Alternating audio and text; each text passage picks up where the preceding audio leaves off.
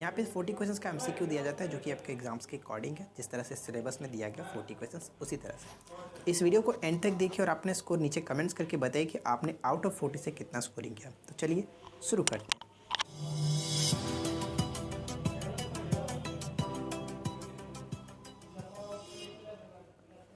आज के इस वीडियो का फर्स्ट क्वेश्चन ये बनता है कि गंगा घाटी में धान की खेती का प्राचीनतम प्रमाण कहाँ से मिला है। गंगा घाटी में धान की खेती का प्राचीनतम प्रमाण कहाँ से मिला है। Right answer will be options A लहुरा देवा। ठीक है, लहुरा देवा कहाँ पे पड़ता है, तो ये यूपी का जगदीशपुर के ही कहते हैं। जगदीशपुर जो यूपी का जगदीशपुर है उसी को कहा जाता है लुहरा देवा। ठीक है, options A will be correct answer, ध्यान रखेंगे।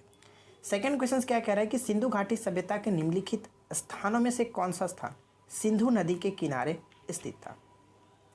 काफ़ी अच्छा प्रश्न है, ध्यान दीजिएगा कि सिंधु घाटी का सभ्यता का वह स्थान कौन सा है जो सिंधु नदी के किनारे अवस्थित था।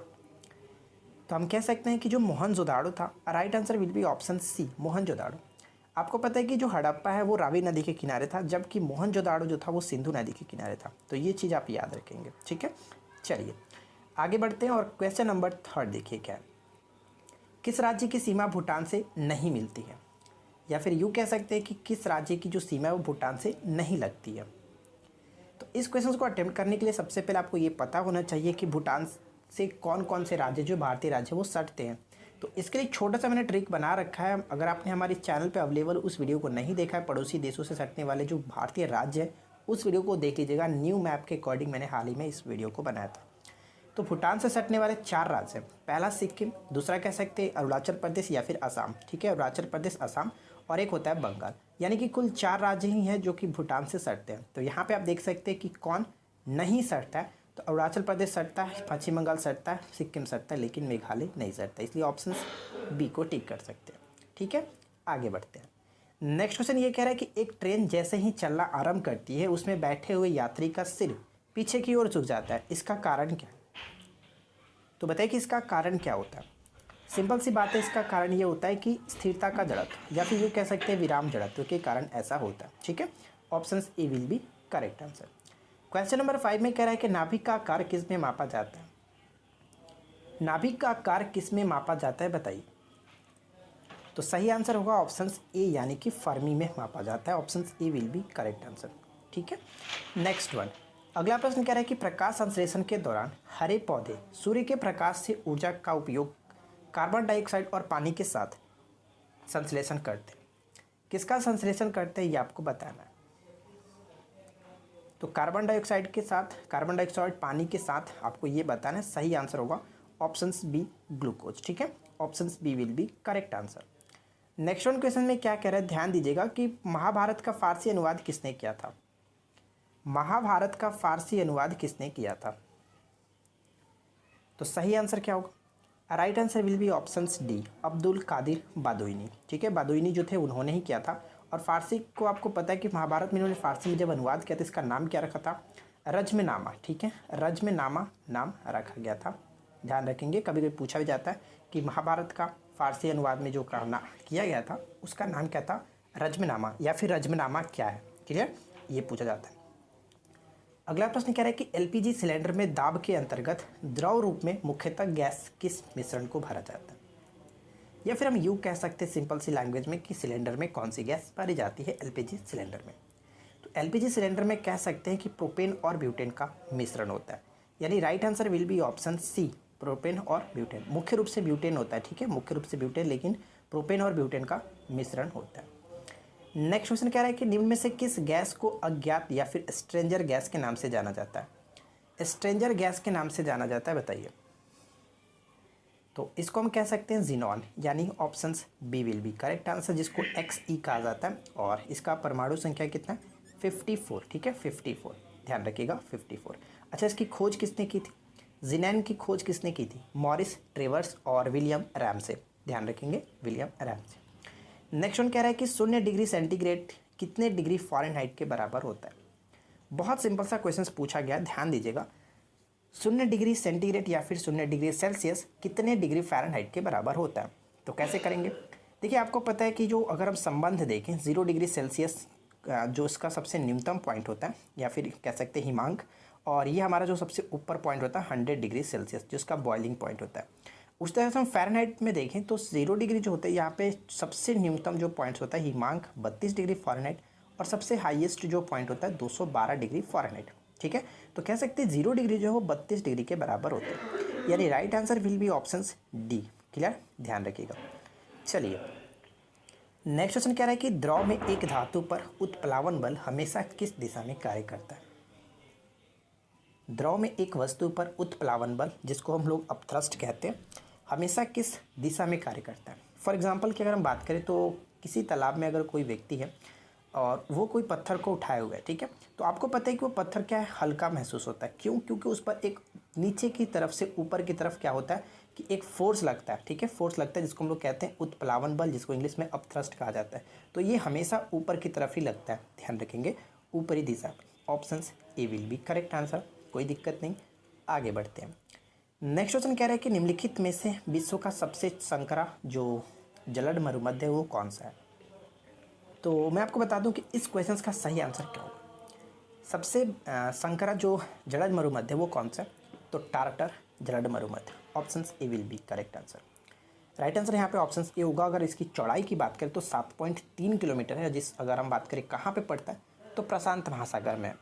प्रशांत महासागर में किसके किसके मध्य है, तो रूस और सखालीन द्वीप के मध्य। ठीक है, ध्यान रखिएगा, सखालीन द्वीप के मध्य, रूस और सखालीन द्वीप के मध्य।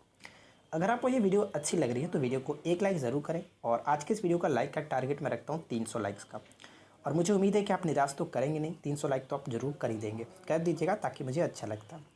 अगला प्रश्न क्या है कि निम्नलिखित में से कौन सा एंजाइम रक्त का थक्का बनाने के लिए आवश्यक है।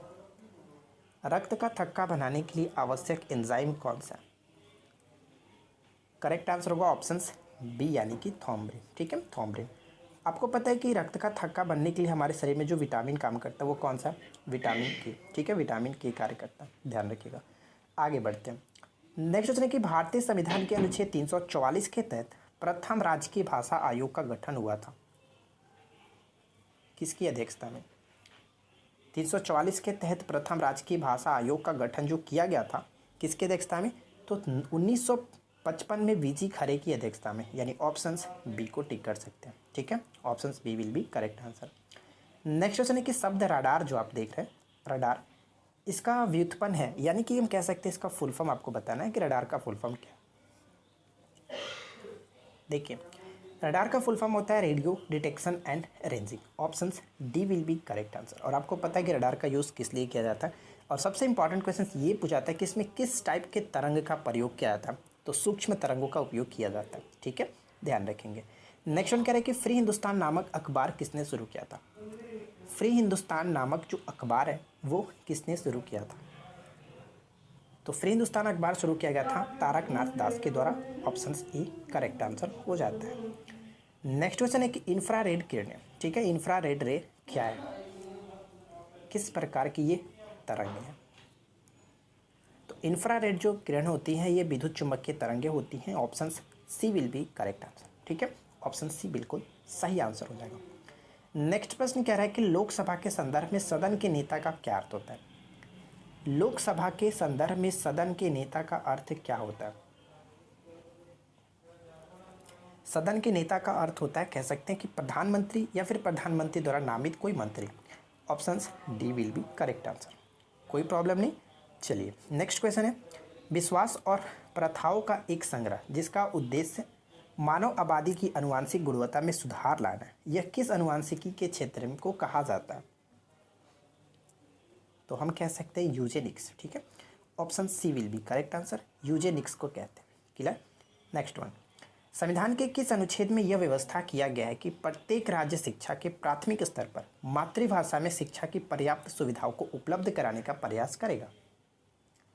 तो बताइए कि इस क्वेश्चन का सही आंसर क्या होगा। राइट आंसर विल बी वो अनुच्छेद है ऑप्शन नंबर सी, यानी कि 350 का ए। ठीक है, 350 ए में कहा जाता है इस तरह से। Option C will be correct answer. Next one कह रहे हैं कि अनुवांशिकी अभियांत्रिकी का दूसरा नाम क्या है। अनुवांशिक अभियांत्रिकी का दूसरा नाम क्या होता है। Right answer will be option C, यानी कि पुनः संयोजक डीएनए प्रौद्योगिकी। ऑप्शन सी करेक्ट आंसर होगा। ठीक है, नेक्स्ट वन बढ़ते हैं। अगला प्रश्न है कि निम्नलिखित में से किसे द्वितीयक प्रदूषक कहा जाता है। सबसे पहले यहाँ पे आपको समझना ये हुआ कि द्वितीय प्रदूषक है क्या। देखिए, द्वितीय प्रदूषक जो होता है वो प्राथमिक प्रदूषकों से उत्पन्न होता है। ठीक है, प्राथमिक प्रदूषकों से उत्पन्न होता है जिसको हम लोग द्वितीय प्रदूषक कहते हैं। फॉर एग्जाम्पल की बात करें तो ओजोन, धुआं, फॉर्मल्डिहाइड। तो यहाँ पे हमारा राइट आंसर क्या हो जाएगा, ऑप्शन नंबर डी यानी कि ozone. Benzene, carbon monoxide, sulphur dioxide, ये सभी के सभी जो है ये प्राथमिक प्रदूषक है। Clear, option D will be correct answer. Next प्रश्न कह रहा है कि निम्न में से किस आयोग की सलाह पर रिजर्व बैंक, जो भारतीय रिजर्व बैंक है, इसका गठन किया गया था। या फिर हम यूँ कह सकते हैं कि भारतीय रिजर्व बैंक का जो गठन किया गया था किस समिति की सिफारिश पर की गई थी। और ये क्वेश्चन हम लोगों ने ये क्वेश्चन मैंने आज ही जो इकोनॉमिक्स का सेट था उसमें कराया था, यंग हिल्टन कमीशन। ठीक है, ऑप्शन बी बिल्कुल सही आंसर होगा, यंग हिल्टन कमीशन। गोरेवाला समिति का संबंध किससे था, तो एसबीआई का जो गठन हुआ था, भारतीय स्टेट बैंक, इसका गठन गोरेवाला समिति की सिफारिश पर की गई थी 1955 में। ठीक है, शिवरमन समिति किससे संबंधित है, तो शिवरमन समिति का संबंध है जो कि नाबार्ड से। ठीक है, ध्यान रखिएगा, नाबार्ड से। तो इन तीनों को याद रखना क्योंकि अक्सर ये तीनों पेपर में देखने को मिलते रहते हैं। अगला प्रश्न है कि शब्द विषु संदर्भित करता है। जो शब्द विषु है वो किसे संदर्भित करता है, इक्विनॉक्स जिसको कहा जाता है, संदर्भित किसे करता है, तो right answer will be options B, दिन और रात एक समान अवधि के होते हैं। ठीक है, ऑप्शंस बी बिल्कुल करेक्ट आंसर हो जाता है। आगे बढ़ते हैं। नेक्स्ट प्रश्न कह रहा है कि 73वां संविधान संशोधन संबंधित है। बहुत सिंपल सा क्वेश्चन है, 73वां संविधान संशोधन संबंधित है। इससे ज़्यादा इंपॉर्टेंट क्वेश्चन तो मैं अभी जस्ट बताने वाला हूँ इसी से रिगार्डिंग, और ये इस क्वेश्चन का सही आंसर तो आपने टिक कर ही लिया होगा, पंचायती राज प्रणाली से संबंधित है। लेकिन देखिए, इसमें सबसे इंपॉर्टेंट पॉइंट ये बनता है कि 73वां संविधान संशोधन जो है ये पारित कब हुआ था, तो पारित हुआ था 73वां संविधान संशोधन 1992 में पारित हुआ था। लेकिन लागू जो किया गया था वो कब किया गया था, तो 24 अप्रैल 1993 को लागू किया गया था। ये सबसे ज़्यादा इंपॉर्टेंट हुआ। तो ये दोनों पॉइंट्स बहुत ज़्यादा इंपॉर्टेंट है, इसको आप याद रखेंगे कि 73वां संविधान संशोधन 1992 में लागू हुआ था जो पंचायती राज प्रणाली से संबंधित है, लेकिन इसको पूरी तरह से लागू किया गया था 24 अप्रैल 1993 को। क्लियर, चलिए आगे बढ़ते हैं। नेक्स्ट प्रश्न है, बंगाल में मुस्लिम पुनर्जागरण का पिता कैसे कहा जाता है। बंगाल में मुस्लिम पुनर्जागरण का पिता किसे कहा जाता है, और वो है Nawab Abdul Latif Khan. Option C will be correct answer, Nawab Abdul Latif Khan. Next प्रश्न है कि निम्नलिखित में से कौन सुमेलित नहीं है, तो थोड़ा सा ध्यान दीजिएगा, यहाँ पे अभिलेख और शासक के साथ मैच करना है और आपको बताना है कि कौन सुमेलित नहीं है। ठीक है, चलिए देखते हैं। हाथीगुम्पा अभिलेख की बात करें तो खारवेल के साथ बिल्कुल सही है। जूनागढ़ अभिलेख रुद्रदामन के साथ बिल्कुल सही है। एहोल अभिलेख यहाँ पे स्कंदगुप्त के साथ ये मैच नहीं करता। एहोल अभिलेख की बात करें तो पुलकेशिन द्वितीय के साथ यहाँ पे मैच करा जा सकता था, और प्रयाग स्तंभ लेख समुद्रगुप्त जो कि हरिसेन, इससे संबंधित प्रश्न पूछा जाता है। तो यहाँ पे सही आंसर होगा ऑप्शन सी जो कि मैच नहीं करता। ठीक है, चलिए नेक्स्ट प्रश्न है कि सिडबी की स्थापना की गई थी, बताइए। सिडबी जो है small industrial development bank of India की स्थापना जो है वो की गई है।